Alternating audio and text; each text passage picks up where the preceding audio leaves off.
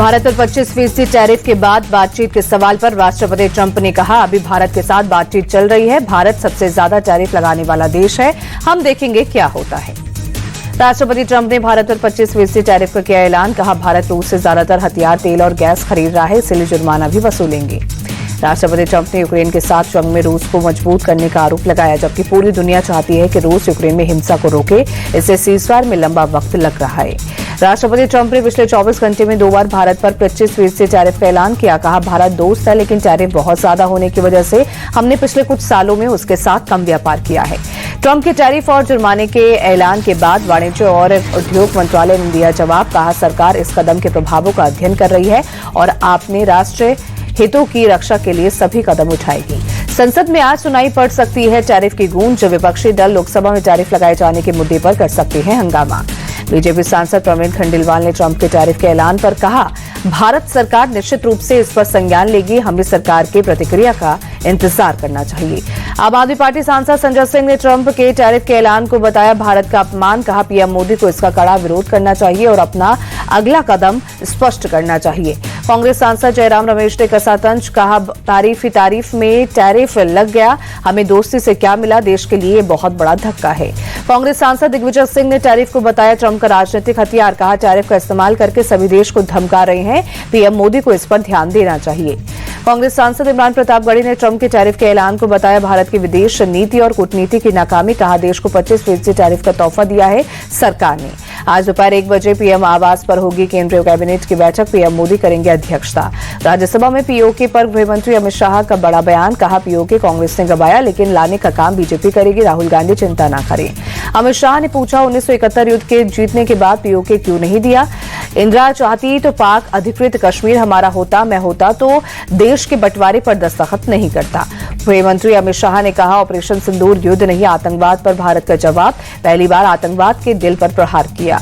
अमित शाह ने कांग्रेस पर आतंकवाद फैलाने का आरोप लगाया। कहा, कश्मीर में धारा 370 लगाई, जिससे अलगाववाद और आतंकवाद बढ़ा। कांग्रेस की वजह से नॉर्थ ईस्ट को उग्रवाद मिला। अमित शाह बोले, कांग्रेस के समय में आतंकवाद की जड़ें गहरी हुई। कश्मीर में आतंकी घटनाओं में 70% कमी आई। आतंकी जहां मरेंगे वहां दफन होंगे। अमित शाह बोले, कांग्रेस हमेशा तुष्टीकरण के लिए हिंदू आतंकवाद का भ्रम फैलाने में लगी। मैं गर्व से कहता हूं, हिंदू कभी भी टेररिस्ट नहीं हो सकता। ऑपरेशन महादेव पर सवाल उठाने वालों को भी अमित शाह का जवाब। हर हर महादेव सिर्फ धर्म का नारा नहीं, कांग्रेस हर बात हिंदू मुसलमान की नजर से देखती है। राज्यसभा में जेपी नड्डा ने ऑपरेशन सिंदूर पर दिया जवाब। कहा, पहलगाम आतंकी हमला किसी को बर्दाश्त नहीं। जो सरकार समय से एक्शन ले वो जरूरी। जेपी नड्डा बोले, ऑपरेशन सिंदूर पर सवाल उठाने वाले खुद अपने अंदर झांके। वो हमें गोलियों से भूनते रहे, हम बिरयानी खिलाते रहे। ऑपरेशन सिंदूर पर राज्यसभा में विदेश मंत्री एस जयशंकर का जवाब। कहा, हर मंच पर पाकिस्तान को किया बेनकाब, दुनिया ने देखा भारत ने कैसे जवाब दिया। एस जयशंकर ने कहा, सीजफायर में किसी तीसरे देश का हाथ नहीं, खून और पानी एक साथ नहीं चलेगा। अगर पीएम ने बोल दिया कि ट्रंप झूठ बोल रहे हैं, तो अमेरिकी राष्ट्रपति सब सच सामने ला देंगे। राहुल गांधी का अटैक। पहलगाम हमले पर यूएनएससी की रिपोर्ट से बड़ा खुलासा। लश्कर के बिना ये अटैक संभव नहीं था। टीआरएफ ने 2 बार हमले की जिम्मेदारी ली। ऑपरेशन महादेव के बाद सेना का ऑपरेशन शिव शक्ति। पुंछ में घुसपैठ की कोशिश में 2 आतंकी ढेर, बड़े पैमाने पर गोला बारूद बरामद। कांग्रेस ने ऑपरेशन महादेव और ऑपरेशन शिव शक्ति पर उठाए सवाल। पृथ्वीराज चव्हाण बोले, हर चीज में सरकार हिंदुत्व को ले आती है। पृथ्वीराज चव्हाण ने कहा, बीजेपी ध्रुवीकरण की कोशिश कर रही है। बीजेपी इसे हिंदू मुस्लिम की लड़ाई बनाना चाहती है। पृथ्वीराज चव्हाण को सीएम फडणवीस का जवाब। कहा, कांग्रेस को महादेव से नफरत है तो क्या कर सकते हैं। जम्मू कश्मीर के सीएम उमर अब्दुल्ला बोले, इंटेलिजेंस फेलियर की वजह से हुआ पहलगाम हमला, इसकी जिम्मेदारी तो तय होनी चाहिए। बिहार में रक्षाबंधन के बाद इंडिया गठबंधन की होगी बड़ी रैली। आरजेडी नेता तेजस्वी यादव ने किया ऐलान। तेजस्वी यादव ने कहा, यात्रा में राहुल गांधी भी रहेंगे साथ। 9 प्रमंडल करेंगे कवर।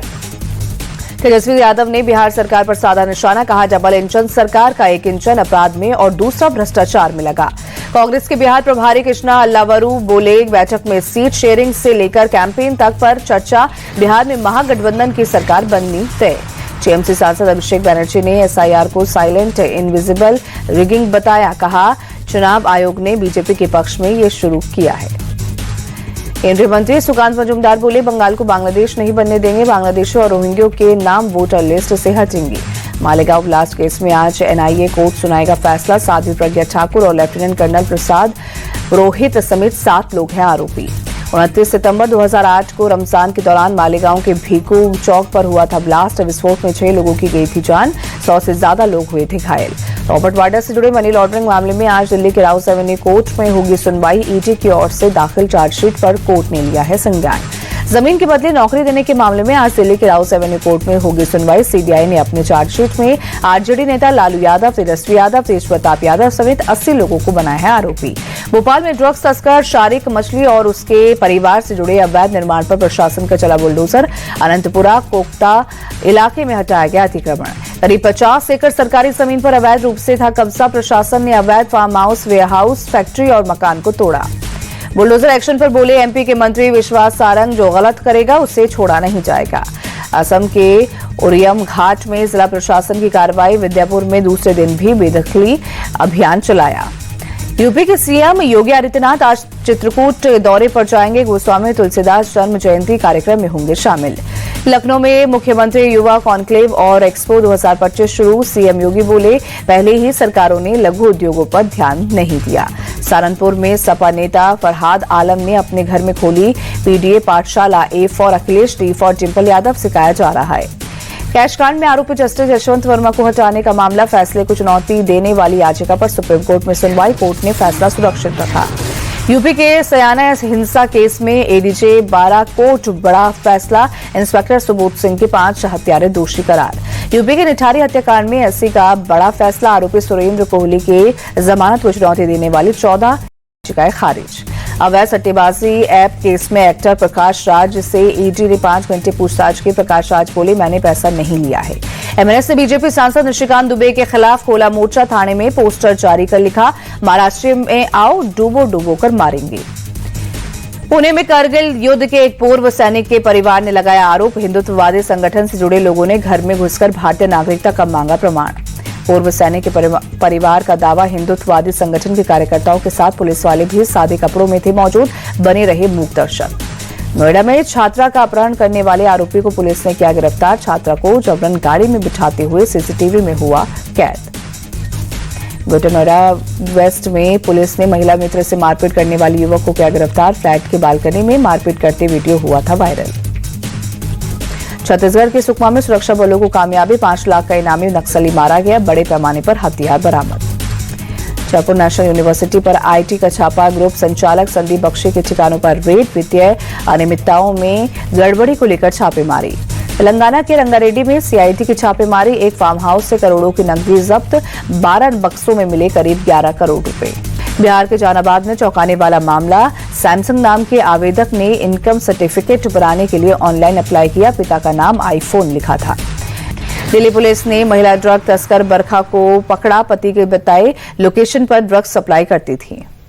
नागपुर में पेट्रोल पंप मालिक की कार से 25 लाख रुपए की लूट। गाड़ी का शीशा तोड़कर पैसे लूटे। यूपी के झांसी में प्राइवेट बैंक की दबंगई। लोन न चुकाने पर 5 घंटे तक बैंक में बिठाए रखा। पुलिस के आने पर छोड़ा। महिला का बैंक एजेंट पर किस्त जमा नहीं करने का आरोप। बैंक मैनेजर ने बंधक बनाकर रखने के आरोप को खारिज किया। इसरो और नासा का joint NISAR mission launch. Andhra Pradesh के श्रीहरिकोटा से लॉन्च हुआ मिशन। धरती के हाई रेजोल्यूशन फोटो खींचेगा। निसार मिशन लॉन्च होने पर केंद्रीय मंत्री जितेंद्र सिंह बोले, कुदरती आपदाओं के मैनेजमेंट में ये गेम चेंजर होगा। दिल्ली एनसीआर में बीती रात से हो रही जोरदार बारिश। कई इलाकों में पानी भरा। ट्रैफिक की रफ्तार पड़ी धीमी। दिल्ली में बारिश के बाद खुली सफदरजंग अस्पताल की व्यवस्था की पोल। इमरजेंसी की तरफ जाने वाली गैलरी में छत से पानी टपकता आया नजर। यूपी के प्रयागराज में भारी बारिश के बाद गंगा और यमुना का जलस्तर खतरे के निशान के करीब पहुंचा। बाढ़ जैसी स्थिति बनी। जम्मू कश्मीर के डोडा किश्तवाड़ में भारी बारिश के बाद बढ़ा चिनाब नदी का जलस्तर। कई इलाकों में नदी की तेज धारा की वजह से मिट्टी के कटाव हुआ। राजस्थान के 6 जिलों में बारिश का रेड अलर्ट। 11 जिलों में ऑरेंज और येलो अलर्ट जारी किया गया। 14 जिलों में स्कूलों में की गई छुट्टी। राजस्थान की कोटा में भारी बारिश और बाढ़ ने मचाई तबाही। रिहायशी इलाकों में मकान की निचली मंजिलों में भरा पानी। छतों पर रहने को मजबूर हुए लोग। राजस्थान के टोंक में भारी बारिश के बाद डैम ओवरफ्लो होने से आई बाढ़। रिहायशी इलाकों में घरों और दुकानों में भरा पानी। एमपी के शिवपुरी में सेना ने 27 स्कूली बच्चों को बोट से किया रेस्क्यू। सिंध नदी में अचानक आई बाढ़ के बाद 30 घंटे से फंसे हुए थे बच्चे। रूस के कामचटका में भूकंप के बाद जापान के तटीय इलाके में सुनामी। समुद्र में उठी करीब 1.5 फीट तक ऊंची लहरें तटीय इलाकों से टकराई। हुंडई इंडिया काउचर वीक 2025 के ग्रैंड फिनाले में फैशन डिजाइनर जे वलया ने अपना कलेक्शन किया शोकेस। टाइमलेस रॉयल्टी की थीम पर शाही अंदाज में पारंपरिक भारतीय पहनावे की झलक पेश की। जे वलाया के कलेक्शन में पारंपरिक डिजाइन में भारी कढ़ाई वाली साड़ियों और लहंगों के साथ जैकेट्स की जोड़ी तैयार की गई। दुल्हन के लिए खास छोटे घूंघट में लाल लहंगे किए गए शोकेस। वलाया के शो में मुग्धा गोडसे और राहुल देव ने भी बिखेरा जलवा। पारंपरिक ब्लैक गोल्डन कशीदाकारी की हुई ड्रेस में दोनों ने रैंप पर आकर सबका दिल जीत लिया।